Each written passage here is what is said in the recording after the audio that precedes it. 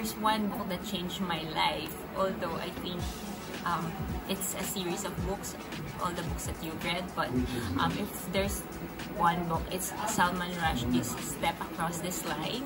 So it's a book of essay by Salman Rushdie, and it just helped me to, or encourages me to think in a certain way, and to step across boundaries and difficulties. And one of the books that changed my life is yung aklat ni Karima Lorena Tarima na Sa Aking Henerasyon.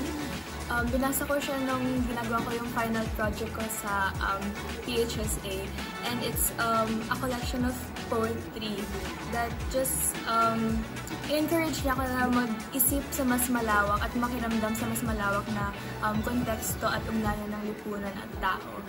Gayon din yung kung ano pa yung maaaring i-explore at tahakin sa panalaang Pilipino. The one book that changed my life is actually Do Not Read This Book, because it allowed me to get into high school, and it actually pushed me to read more. Also made my tatay to push me to write more,